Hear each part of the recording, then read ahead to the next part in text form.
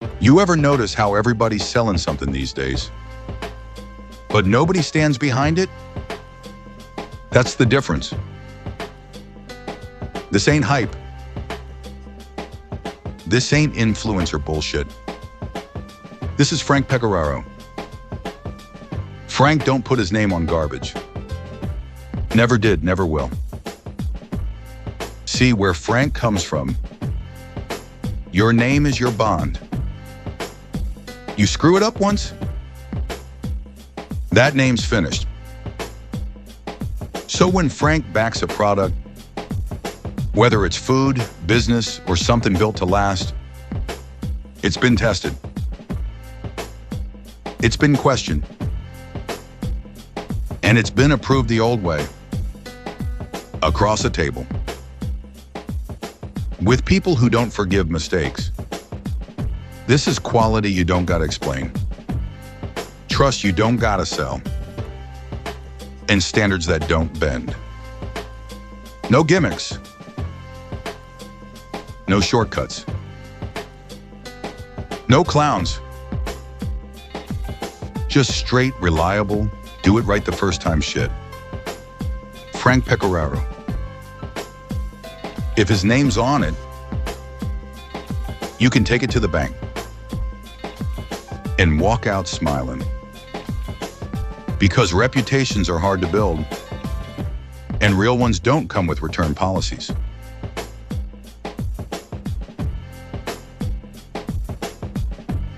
What the fuck you doing in there, you prick?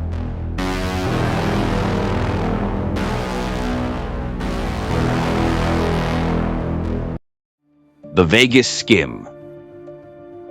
How the Chicago outfit stole millions from Las Vegas. A Pizzaverse Studios documentary. A Palermo Productions original. Written by Bambi Palermo. Narrated by Vincent DiPrio. Las Vegas. A city built in the middle of the desert on dreams, risk, and money. Millions of dollars flow through the casinos of Las Vegas every night. Tourists arrive from around the world hoping to strike it rich. But during the 1960s and 1970s, some of that money never made it into the official records. It disappeared. Quietly. Systematically. Before the government could ever see it. They called it the Skim. One of the most profitable organized crime operations in American history. And behind it stood some of the most powerful mafia families in the country. The Chicago outfit. The Kansas City Mafia. And a network of casino executives, mob enforcers, and corrupt insiders who helped move millions out of Las Vegas and back into the hands of organized crime bosses. For nearly 2 decades, the Skim drained enormous amounts of money from the Las Vegas casinos. But eventually, the FBI began to uncover the truth. The mob goes to Vegas. After World War II, Las Vegas began transforming into America's gambling capital. But building casinos required massive amounts of money. Money that traditional banks were often unwilling to provide. This created an opportunity for organized crime. Using connections within the Teamsters Union Pension Fund, mob figures helped finance several major Las Vegas casinos. The Teamsters Pension Fund had billions of dollars available for loans. And under the influence of corrupt officials and organized crime figures, those funds helped build casinos across the Las Vegas Strip.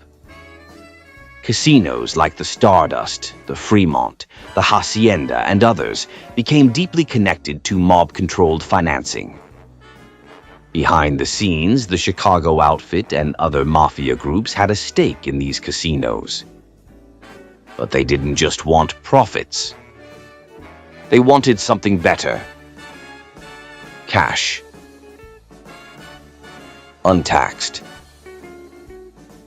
Untraceable. And that's where the Skim came in. How the Skim worked. Every night in a Las Vegas casino, money from the gaming floor was brought into the counting room. This is where casino staff would count the cash and record the profits. But in mob-controlled casinos, something unusual happened. Before the money was officially counted, some of it was quietly removed, taken directly from the counting room. No taxes, no records, no government oversight. This cash was then packaged and transported back to mob leaders in cities like Chicago and Kansas City. Millions of dollars moved through this system. And for years, the scheme worked almost perfectly. Because the people overseeing the casinos were often connected to organized crime themselves. Hey, you in trouble with the wrong people? Your bookie, your barber, your mother? Come on down to Mikey's Witness Protection Warehouse, where we hide you so good, even you won't find yourself. We got disguises for every situation. You want to vanish like a Vegas debt collector? Boom, we got the Gone in 60 Seconds special. Need a fresh start? We'll hook you up with a fake passport, a new name, and a job at a cannoli stand in Toledo. Frankie Two Forks. I was Frankie Two Forks. Now I'm Larry the Plumber. Nobody suspects nothing, except maybe my accent. All our services come with a lifetime warranty or until the feds catch you, whichever comes first. Big Tony. Hey Mike, what about witness relocation for pets? Tony, no one's looking for your goldfish, all right? Mikey's Witness Protection Warehouse, hide smart, not hard. Call today and mention the code word "forget about it" for a free burner phone and 2 fake IDs. Mikey's Witness Protection Warehouse is not affiliated with the U.S. government, the FBI, or anyone with actual authority. Side effects may include new accents, strange relatives, and sudden urges to start over in Tampa. So don't wait. Disappear today and tell him Mikey sent you.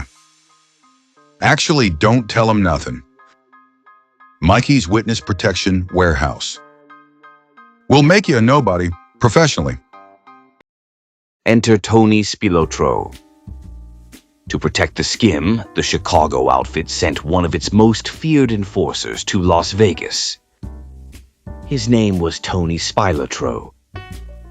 Spilotro was responsible for making sure the Skim continued without interruption.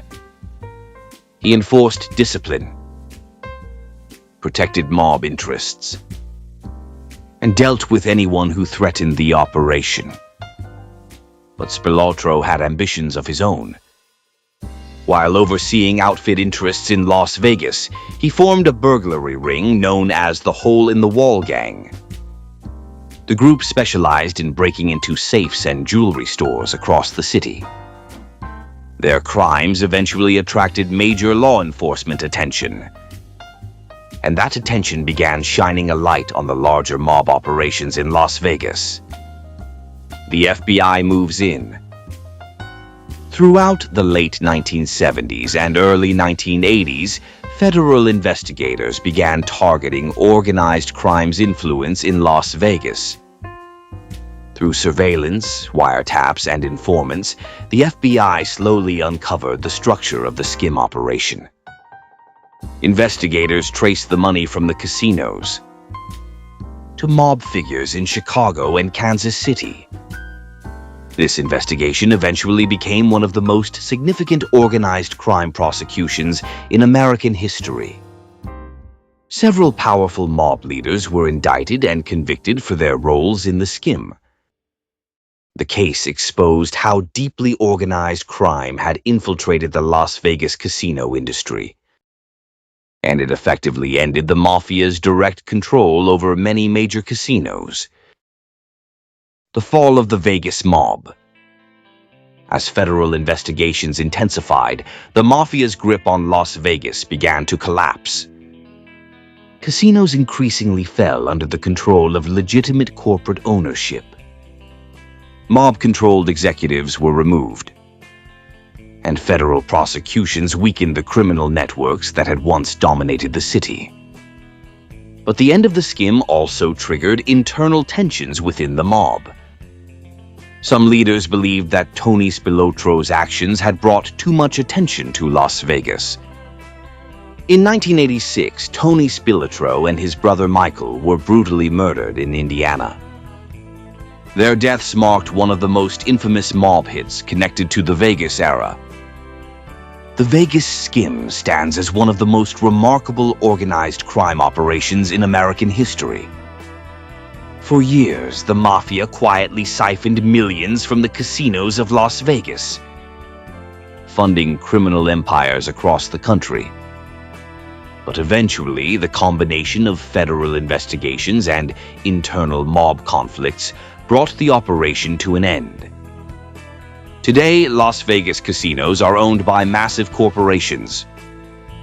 The era of mob-controlled gambling has largely disappeared. But the legend of the Vegas Skim remains one of the most fascinating chapters in the history of organized crime. The story of the Vegas Skim shows just how deeply organized crime once penetrated legitimate businesses. A hidden empire operating beneath the lights of the Las Vegas Strip. But as one chapter of organized crime history closed, this has been a Pizzaverse Studios documentary produced by Palermo Productions. If you enjoy deep dives into organized crime history, real investigations, and cinematic crime storytelling, make sure to subscribe and follow the channel. Here we explore the hidden world of the American Mafia, the rise and fall of powerful criminal empires, and the real stories behind some of the most notorious figures in organized crime history. From Chicago to Las Vegas, to the forgotten Mafia families across the Midwest. New documentaries and investigative episodes are released regularly. Thank you for watching. And thank you to everyone who supports the channel and helps keep these stories alive. The history of organized crime is more than just headlines and Hollywood movies. It's a complex story of power, money, corruption, and the long battle between law enforcement and criminal organizations. Until next time, this has been Vincent DiPrio for Pizzaverse Studios and Palermo Productions. Stay safe, and we'll see you in the next episode.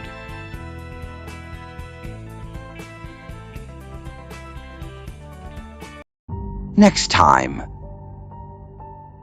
Cleveland, Ohio. A city not often mentioned in Mafia history.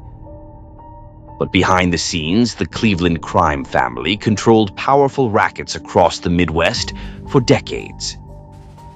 From gambling operations to labor unions, their influence stretched far beyond the city itself. At the center of this empire stood powerful mob figures like John Scalish, a boss known for his quiet leadership and strategic mind. But Cleveland's Mafia story also includes violent power struggles, bombings, and one of the most notorious mob wars in American history.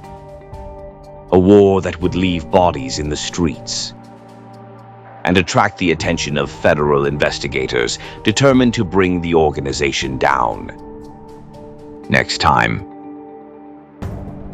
we uncover the hidden history of the Cleveland crime family, the Cleveland Mob, the forgotten Mafia empire, a Pizzaverse Studios documentary, a Palermo Productions original.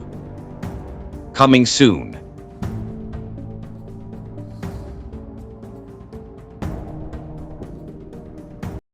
And I go into that ground, I won't go quietly, I'm bringing my crown. When I go into that ground,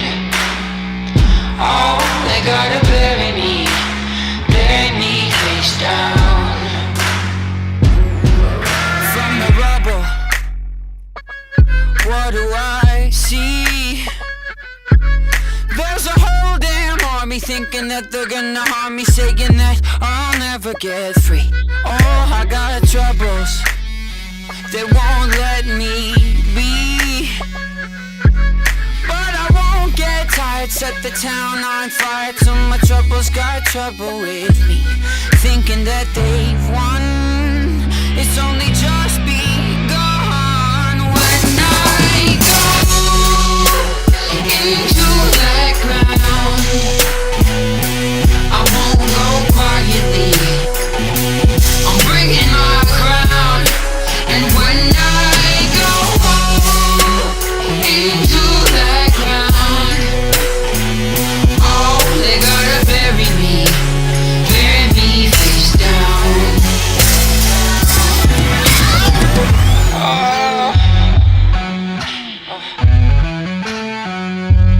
I've been on the run since I was a boy, but now I'm done running, got another thing coming. Watch my enemies get destroyed. Oh, I got troubles of more than one kind, but I never sleep, gotta bury me 6 feet deep where the sun don't shine. Thinking that they've won,